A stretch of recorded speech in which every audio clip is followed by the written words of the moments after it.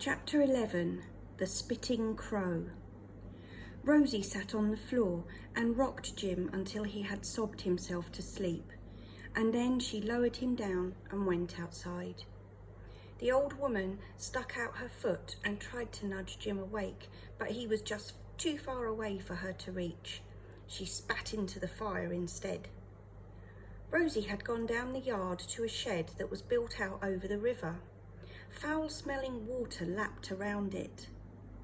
Inside, it was heaped with bits of yarn and tarred ropes, but she managed to push those to one end to make a bed of some sorts out of old sacks. She went back into the cottage and filled a tray with whelks and eels that she was going to sell down near the shops, and hurried out. She knew that if Jim woke up, he wouldn't wander far, and she also knew that she couldn't afford to miss the morning shoppers. The old grandmother edged her box chair closer and at last managed to kick Jim awake. He sat up slowly, puzzled to find himself in this strange smoky room with a toothless old woman peering down at him. Then he remembered where he was. He was in Rosie's cottage, and he was safe. The old woman nudged him again with her boot and nodded towards the half-eaten loaf that was sticking out of his pocket.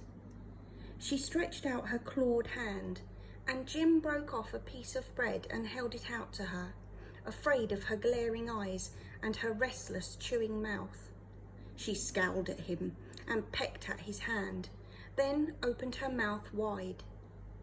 Jim broke off a bit of bread and fed it to her, and like a greedy bird, she pecked and waited, and he fed her bit by bit. Sometimes, when she was slow, he bit off a piece for himself. When she nodded off to sleep, he wandered outside and sat by the river.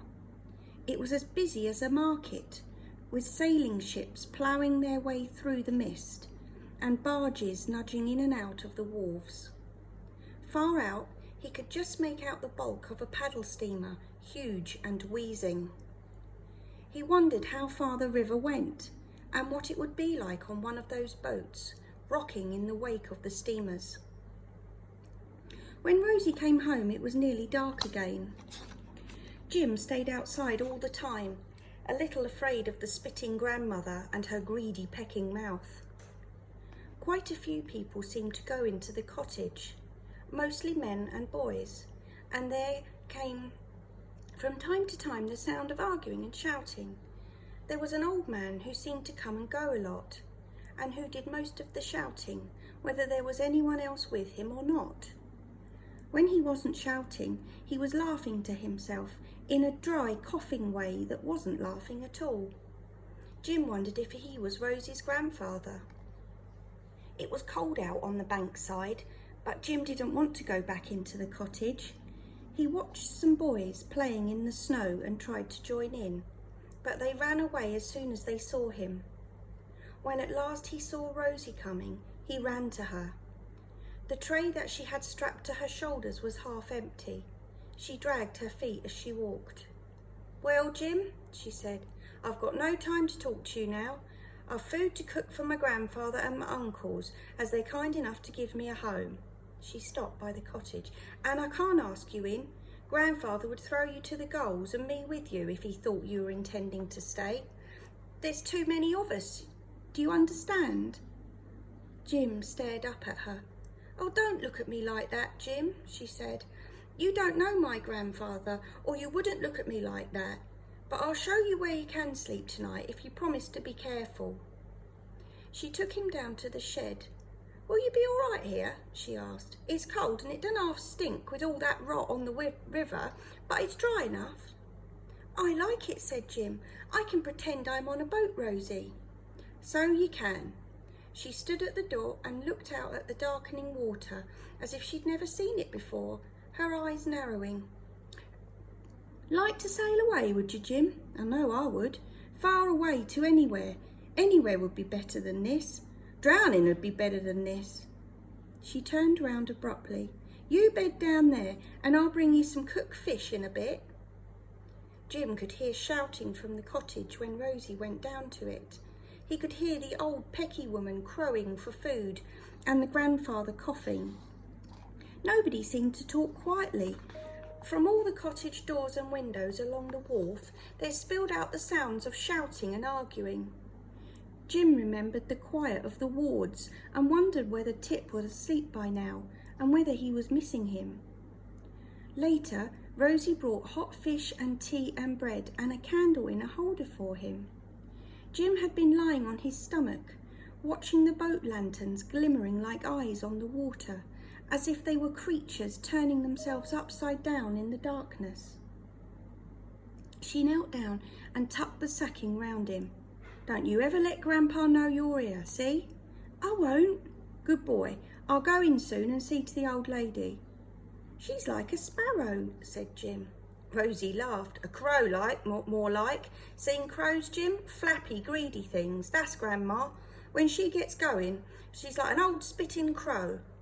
I sometimes think she'd peck my hand right off if she was hungry enough." "Rosie," said Jim, "can I stay here?" She held the candle up so she could look down at him. "Stay here? I don't know how long I'll be staying here myself."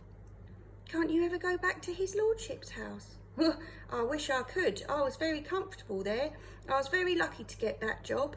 It was because Lame Betsy spoke up for me that I got it. But never mind, I lost it, and that's that." "Was it because of Lizzie and Emily that you lost it?" Rosie was silent for a bit. Then she said, "Oh, Lord, no. Whatever made you think that, Jim? It's 'cause my cooking was so bad. I've never cooked anything but fish in my life, and they expected me to bake bread. My bread broke the flagstones on the fireplace if I dropped it." Jim smiled to himself in the darkness. He'd just tried some of Rosie's bread, and he reckoned she was right. "But what about Emily and Lizzie? They didn't get sent to the workhouse, did they?" Betsy blew her nose on her fishy apron. "To the workhouse? Emily and Lizzie? Oh, I'd have fought them all his lordship included, if they'd done that. No, I'll tell you what happened to Emily and Lizzie. Close your eyes and I'll tell you what happened." Jim listened quietly while Rosie told him about a grey-eyed lady who had visited the big house. She had come right down into the kitchen to see the two girls for herself. She took them upstairs, Jim, and had them washed in her own washroom, and she sent out for dresses for them, a blue one for Emily and a white one for Lizzie, and then she took them in a carriage, a beautiful carriage drawn by 4 white horses. You should have seen them setting off as proud as little queens. They went all the way to the countryside to her summer home to be looked after there. She tucked the sacks around him and crept out of the shed and back to the noisy cottage, and Jim lay for a long time listening to the soft lapping of the river against his shed, thinking about the story Rosie had told him and hoping it was really true.